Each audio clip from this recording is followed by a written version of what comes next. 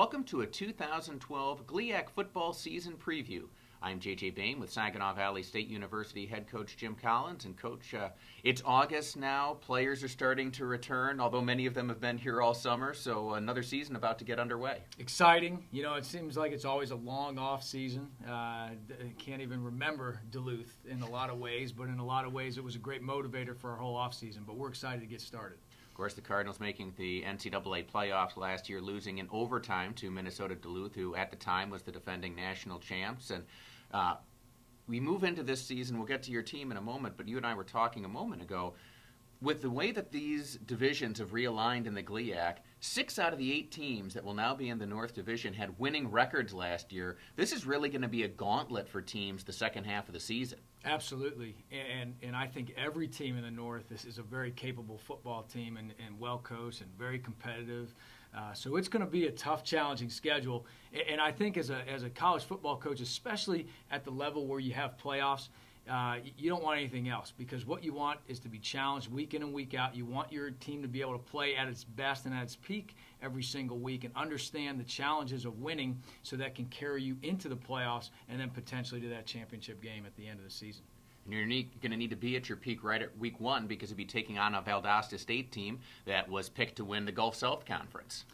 You know, and they're a traditional power, and that's a great challenge for us. But I think it's going to be a great atmosphere and a great opportunity for our fans to see someone from another part of the country, a quality program from another part of the country, and a great challenge, obviously, for our football team to test itself against a team that we don't normally play.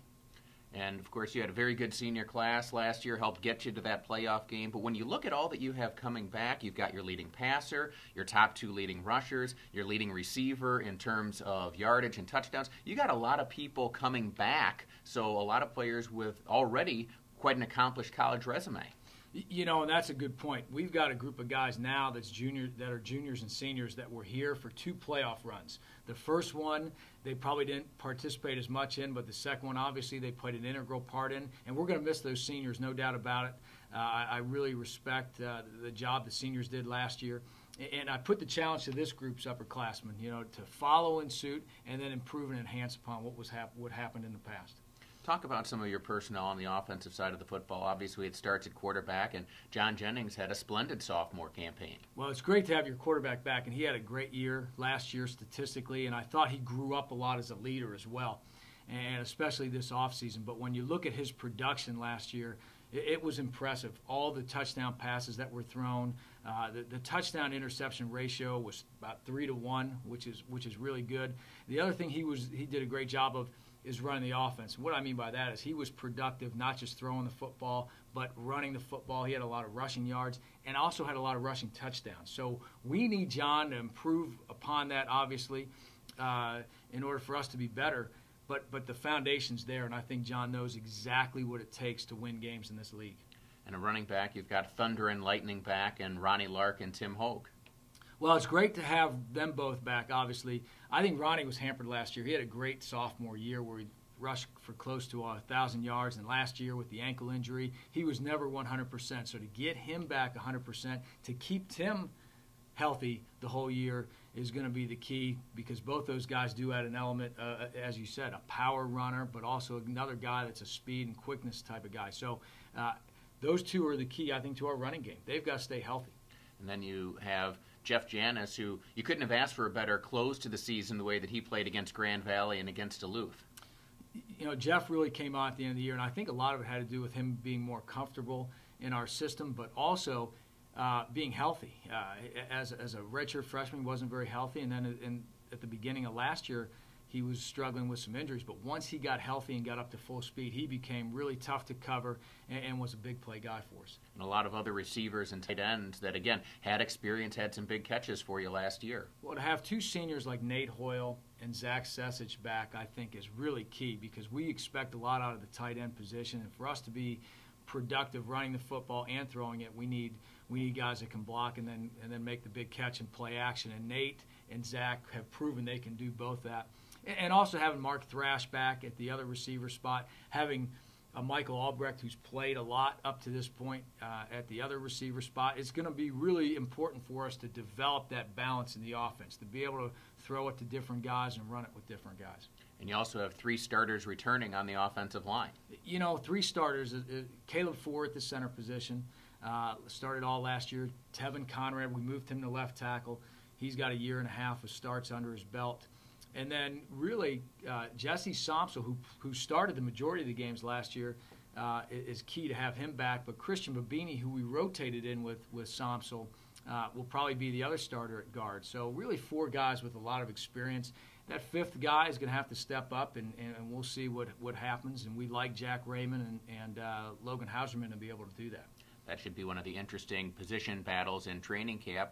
Flipping to the defensive side of the football, up front's probably where you lost the most in terms of Paul Webb at defensive tackle and Brandon Williams both graduating. But you do also have a lot of guys there who have game experience.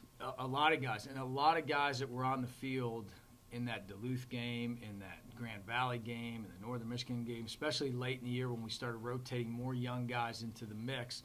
I expect them to be formidable. I really do. I think we may be a little undersized at times at certain spots, but we've got guys that play hard, can rush the passer, and I think if we pick our spots where we think are the ideal times in the game to put certain guys in there, I think we're going to be productive on the defensive line.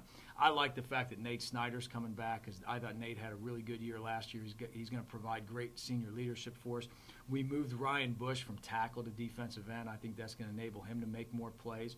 And our inside guys with Mason Duke and Jordan Mako and Dan Ward, they've got to play hard and get it done. So you move to the linebacker level, and of course you have Grant Caserta and Brian Johnson coming back, both of whom had outstanding campaigns last year. You're looking at guys that started every game last year, and then you look at Grant, who's been a starter now. This will be his 4th year. I think we're really solid inside at that linebacker position. I think we were hurt a little bit last year when Grant went out in the Northern Michigan game. There was a little bit of a lost leadership. So we got to keep Grant healthy because he's a great leader. He's a great player. But I think we've got as much depth at that linebacker spot as we've ever had since I've been here. And then you move to the secondary, and of course you got a lot of people returning there as well, including Jeff Heath, another one of your seniors. Jeff had a great year last year. He's had a great offseason, and I think he's the ideal person that you want at a safety position. He's got great range, great speed. He's got great size, great instincts. He does everything well. And in addition to that, he's a worker and he's a leader. And I think with him roaming the secondary, we should be in great shape. But also, you look at the other guys that have started games. We've got Major Metcalf back, who was a force last year defensively. To have Caleb Higbee, who I really think came on in the playoff game last year at that other safety spot, is going to be big for us. And then obviously, when you return your starting corners and then your third corner, that's key. So with Noah Sumter, D'Angelo Paris, David Toussaint, those are 3 corners that are as good as any we've had since I've been here, and I think they'll do a great job all year long of covering those other teams' receivers. So now we talk about personnel. You take a look inside the season. We talked about how you open up against Valdosta State, but you also got some good news about a month ago in that SVSU is going to get to host another national TV game as you get to host Wayne State, the other team from the GLIAC who made the playoffs, and they made quite a run going all the way to the national championship game. Well, there's no doubt that'll really be a key matchup. Last year's game at Wayne State was a big win for us. Obviously, we wouldn't have had a chance to make the playoffs had we not beaten them down there.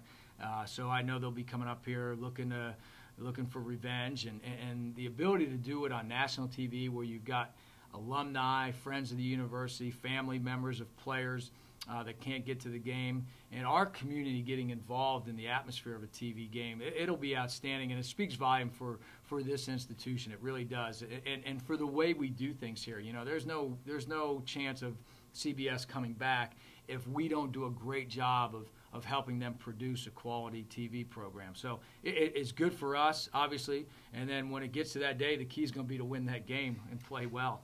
And that's going to be the key, of course, all season long. What are the things that you're most trying to stress with your club now as you get ready for the 2012 season? Well, the important things, obviously, to preparing to do things that win games for you. And I think you're going to have an emphasis this offseason on the kicking game. I think we've got a great kicker coming back in Scott Stanford. He had an outstanding freshman year.